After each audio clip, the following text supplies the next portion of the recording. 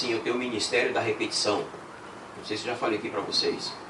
Eu não fico preocupado em, quando eu vou para algum lugar pregar, ensinar, eu não fico preocupado em trazer coisas novas, né?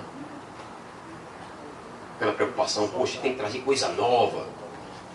Eu não tenho um mínimo de preocupação com relação a isso. Aí por isso eu brinco dizendo que... Obrigado. Obrigado.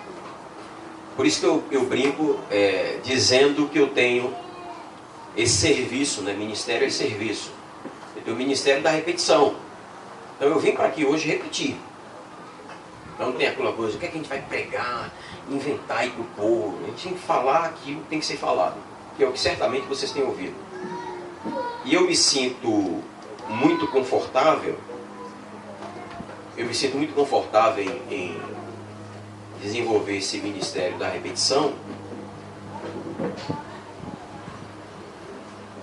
confortável e respaldado pelo apóstolo Paulo.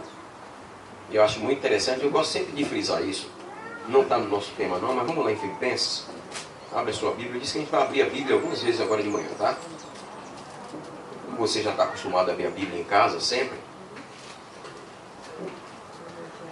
E aí eu fico muito confortável em dizer que eu gosto de repetir sempre as mesmas coisas, porque a gente vê um apóstolo Paulo escrevendo à igreja em Filipos, aos irmãos filipenses, dizendo no capítulo 3, olha que coisa interessante. Então, se Paulo tinha esse descanso, a gente não precisa estar inventando nada e preocupado em trazer coisas novas, no sentido de novidade, porque olha o que ele diz no capítulo 3, versículo 1.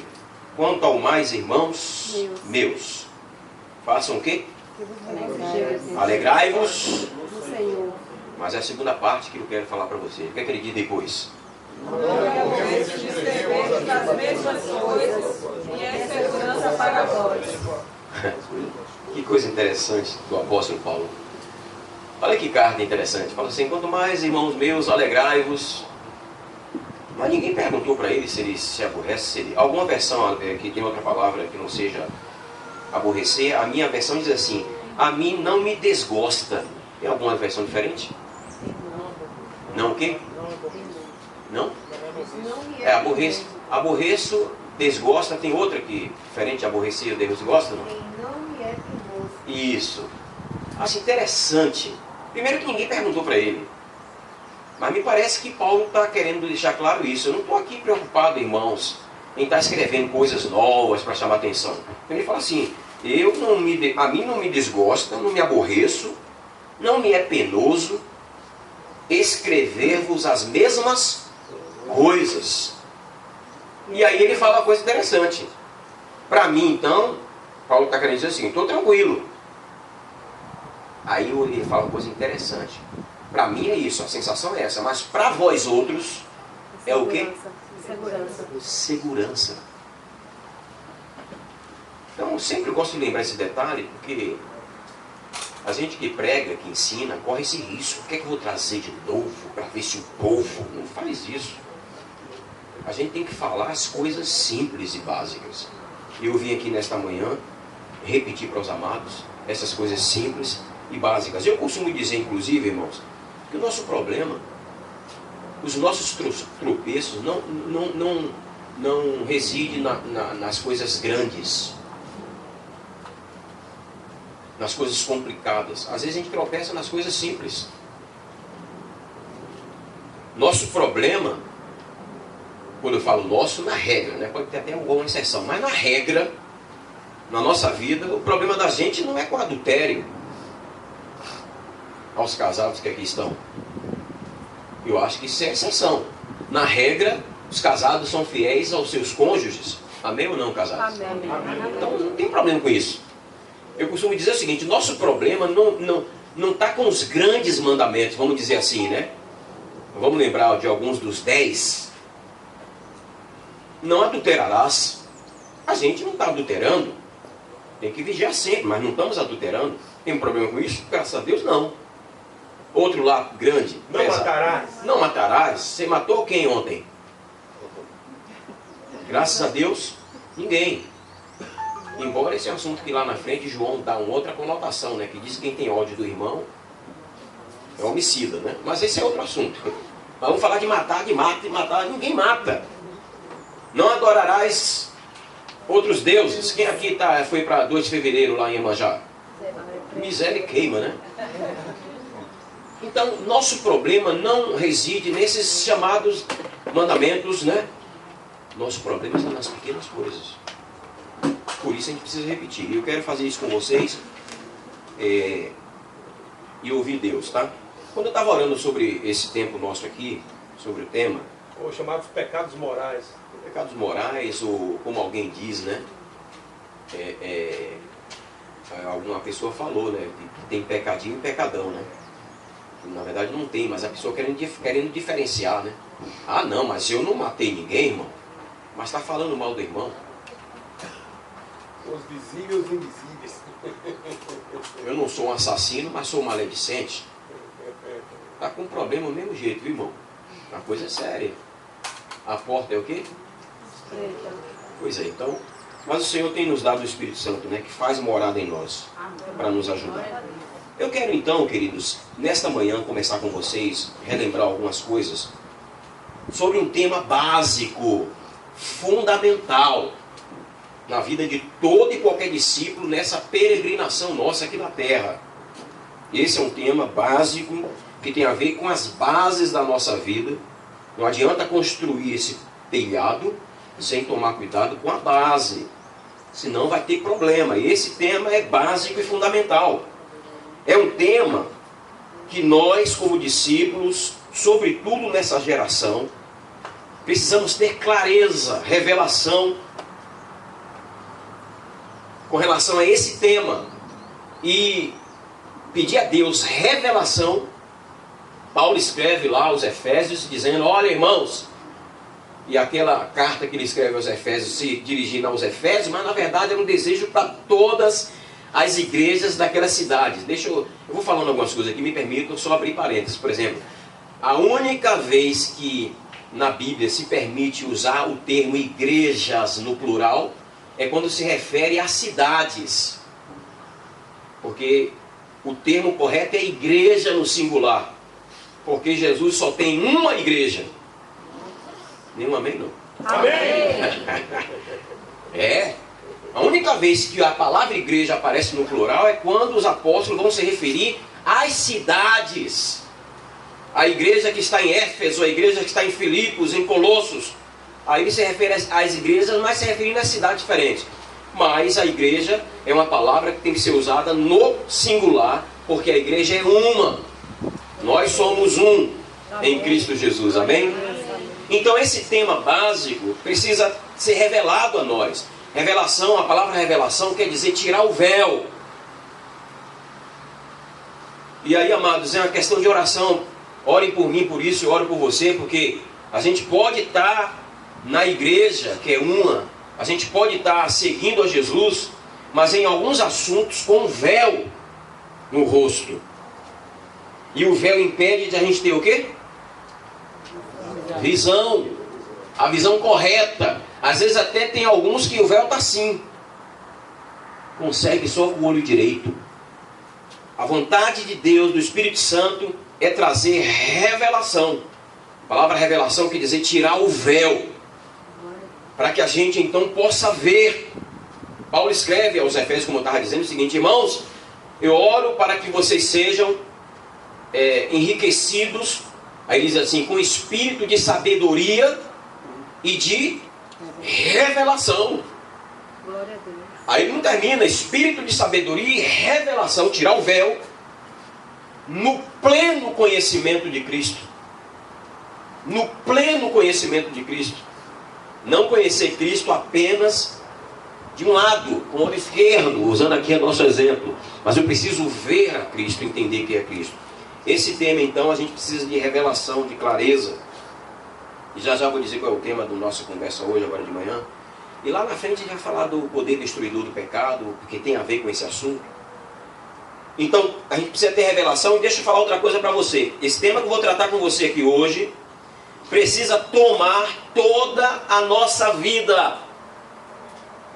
É um tema que precisa tomar a nossa vida, de ponta a ponta.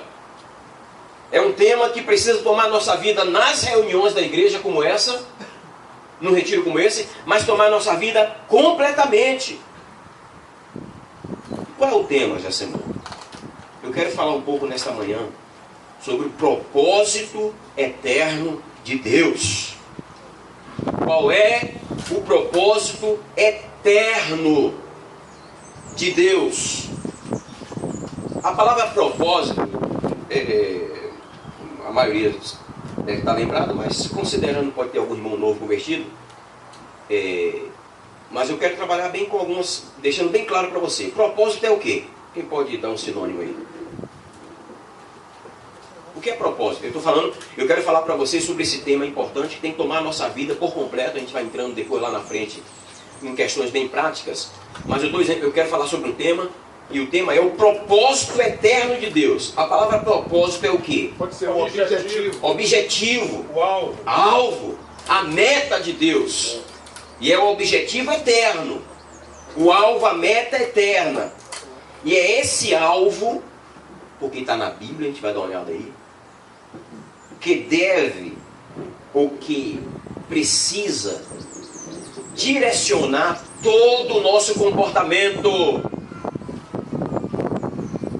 É esse propósito, é esse alvo que deve direcionar todo o nosso comportamento, o trabalho, o nosso enfoque. E uma coisa bem prática aqui, é a revelação do propósito de Deus, do alvo, da meta de Deus, que deve direcionar toda a nossa maneira de agir. Queridos irmãos e discípulos amados, se quisermos verdadeiramente cooperar com Deus, a gente precisa conhecer bem esse propósito em nosso coração. Precisamos ter o quê? Revelação. Não basta dizer, olha, eu sou evangélico, me converti em 1910. Misericórdia, né? Já estaria arrebatado assim. Não, porque tem gente que está assim, se coloca, não, meu irmão, eu tenho 480 anos de crente.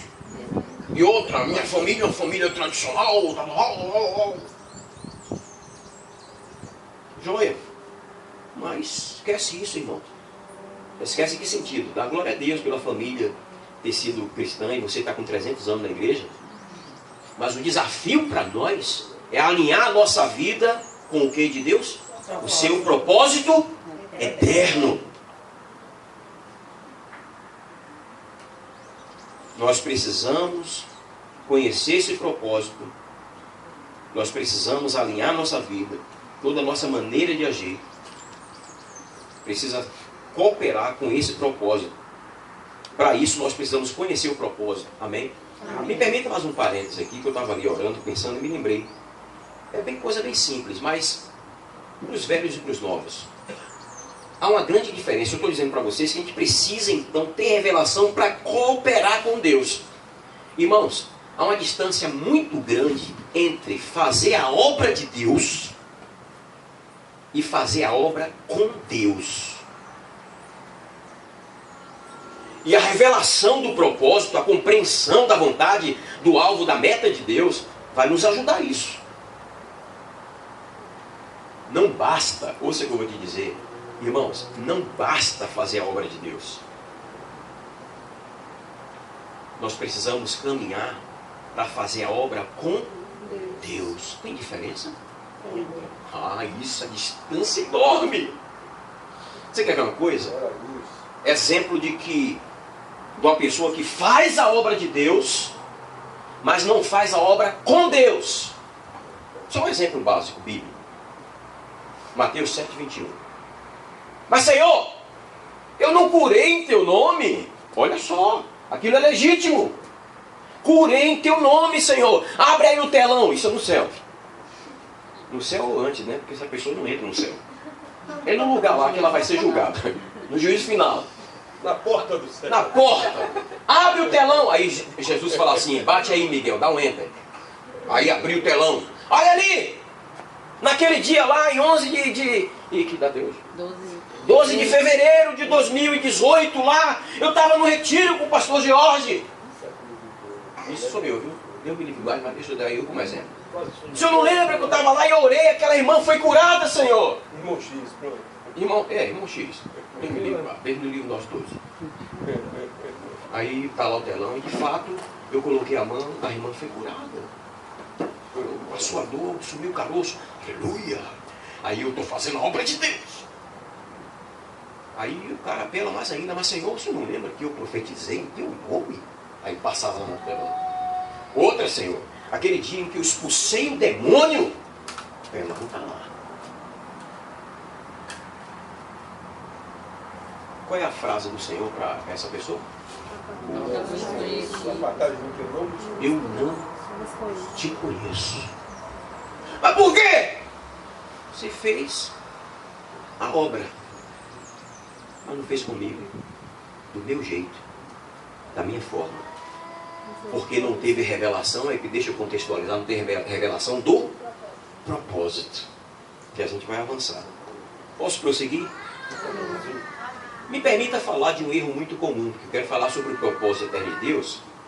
E há um erro muito comum, e aqui você já sabe disso, mas vamos pensar no assunto de novo, rearrumar a cabeça da gente para quem precisar. Talvez alguns não, mas vamos lá. Mas falando do propósito eterno de Deus, há um erro muito comum entre os cristãos. Muitos cristãos, muitas pessoas na igreja, têm vivido sem conhecer qual é o propósito de Deus para com suas vidas. Ou seja, alguns cristãos na igreja estão com o véu completamente, alguns estão com o véu assim, e eu falo para todos nós, para a gente orar e pedir, Senhor, tem misericórdia de nós. Mas claro que tem muita gente com o véu que foi tirado. Mas muitos erram por não conhecer o propósito, o objetivo, a meta de Deus. Muitos acreditam equivocadamente que a nossa meta como cristãos é chegar no céu. Caminhando vou para Canaã. Quem vai? Só eu não? Caminhando vou para... Eu já tive com vocês alguma vez, já falei que eu corrigi essa música, né? Para todo mundo lembrar, não? Essa música eu parei de cantar como ela é, porque eu passei a me sentir mal cantando ela quando dizia assim: se você não vai, não me impeça eu ir. A frase não é se você não vai, não me impeça eu ir. Se você não vai, deixa eu te ajudar. A sensação que você não vai, não me impeça eu ir é como se o irmão estivesse assim fraco, pedindo ajuda, dando a mão. Você fala assim: irmão, não dá para carregar você. Quando a Bíblia manda a gente suportar uns, e o que é suportar? Dá suporte. Dá condição do outro prosseguir. Levantar, dar a mão, dar o suporte. Mas vamos avançar. Muitos têm a ideia de que o nosso propósito é chegar no céu. Deixa eu abrir logo um parênteses aqui. A gente vai para o céu ou não? Amém. Mas o propósito de Deus para a nossa vida não é ir para o céu. Algumas pessoas baseiam-se em textos como 1 Timóteo 2, versículo 3 a 4, que diz que a vontade de Deus é que todo homem seja salvo, tirado do inferno e ir para o céu. João 3,16 diz que Deus amou o quê? De tal maneira que deu seu Filho unigênito para todo aquele que está perdido, nele creia e seja salvo. Muitos terminam consciente ou inconscientemente vendo a Bíblia com esse enfoque de atender uma necessidade do homem. Muitos acham que o propósito de Deus é a salvação dos homens. Na verdade, a ideia de muitos cristãos gira em torno do homem, atenção, a ideia dos cristãos gira em torno do homem e das suas necessidades. Não só da sua necessidade de salvação, me acompanhe que eu vou botar isso no lugar. Eu não estou pregando contra o céu nem contra a salvação. Eu vou chegar lá na frente, mas eu quero que a gente entenda qual é o propósito. Isso é importante. Porque tem gente que fala assim: ah, eu estava no pecado, já me converti, fui batizado, estou salvo e senta. Não é o propósito. Muitos entendem dessa forma a necessidade do homem. Esta é uma visão equivocada. E acontece quando a gente vê o propósito de Deus, o propósito eterno de Deus, a gente começa a vê-lo começando na queda do homem, no poder destrutivo do pecado, que vai falar aqui na frente. Ou seja, se o propósito de Deus é a salvação, a gente vê o propósito dele começando ali na queda do homem. Sendo assim, como o homem está perdido, a salvação dele se torna o centro do propósito de Deus. Aqui está um erro que a gente precisa corrigir. Agora, deixa eu colocar as coisas no lugar, porque eu já falei, mas eu quero repetir e deixar bem claro. É claro que Deus quer salvar a todos os homens. Quem diz amém para isso? Amém. Eu só estou dizendo aqui nesta manhã, a gente vai ver lá na frente, que esse não é o propósito de Deus. Na verdade, você vai ver que pensar dessa forma traz uma incoerência para o todo. A gente vai chegar lá na frente. É claro que Deus quer salvar todos os homens. Tem vários textos. Quer ver uma coisa? Eu disse que a gente ia abrir a Bíblia. Abre 1 Timóteo. Só para reafirmar que Deus quer salvar. Estou querendo dizer que é um equívoco achar que o nosso propósito, ou o propósito da nossa vida, é chegar no céu. Não é. É um equívoco imaginar que o propósito de Deus é a gente chegar no céu. É a nossa salvação. 1 Timóteo 2, versículo 3 e 4. Leiam para mim, por favor. Porque isto é bom e agradável diante de Deus, nosso Salvador, que quer que todos os homens se salvem e venham ao conhecimento da verdade. Não devemos confundir aquilo que Deus deseja para o homem com o seu propósito eterno. Vamos avançar que você vai entender mais na frente, melhor do que você já pode estar vislumbrando. O propósito de Deus, queridos irmãos, não surgiu com a queda do homem. Olha uma coisa que eu vou te dizer aqui hoje. O propósito de Deus para nós, e vou voltar lá atrás que eu já falei, isso a gente precisa ter revelação. Já já a gente vai aplicar isso para a vida diária da gente. Esse negócio é comprometedor. O propósito de Deus não surgiu com a queda do homem. Portanto, a salvação não é o propósito. O propósito eterno de Deus é algo que já estava no coração de Deus antes da fundação do mundo. E aí a gente vai para outra afirmação apostólica, que eu quero ler esse texto. Vai para a sua Bíblia em Efésios capítulo 1, por favor. Vamos ler a Bíblia, abra a Bíblia Sagrada, Palavra de Deus. Demais. Quem tiver sem Bíblia, senta do lado de um crente aí, vamos ler. Olha só então, vamos avançar. O propósito de Deus não surgiu com a queda do homem. É algo que já estava em seu coração desde a fundação do mundo. Olha Efésios 1, por favor. Falei para vocês, vamos devagarzinho, mastigando, comendo a palavra, sem correria. Eu acho que eu tenho tempo, né, pastor João? Tem. Não, mas eu vou... Até às 16 horas. Misericórdia, aí nem aguenta aí. Eu vou ter que botar um soro aqui do meu lado para que... De 3 a 5, pastor? Pode ser, a gente pode avançar um pouco mais. Mas a gente não vai judiar de vocês no tempo não, viu? Mas o suficiente para terminar essa primeira parte. Efésios capítulo 1, versículo 3. Bendito Deus e Pai de quem? Nosso Senhor Jesus Cristo. Aí está falando do propósito eterno de Deus, que não é a salvação. Bendito Deus e Pai de nosso Senhor Jesus Cristo, que nos tem abençoado com toda sorte de bênção espiritual nas regiões Celestiais em Cristo Jesus. Ele não só nos tem abençoado, olha o 4, como também fez o quê? Nos elegeu, nos escolheu nele, quando? Antes da fundação do mundo. A gente nem existia. Para quê? Presta atenção, a gente nem existia. Isso é demais. E já tínhamos sido escolhidos antes da fundação do mundo. Agora, olha o propósito aparecendo aí. Não é a salvação. que estava no coração de Deus, a meta para a minha vida e para a sua. Ele que nos escolheu antes da fundação do mundo para. O para é a finalidade. Para quê, irmãos? Sermos santos, irrepreensíveis perante Ele, em amor. Para isso, versículo 5, Ele nos predestinou para Ele.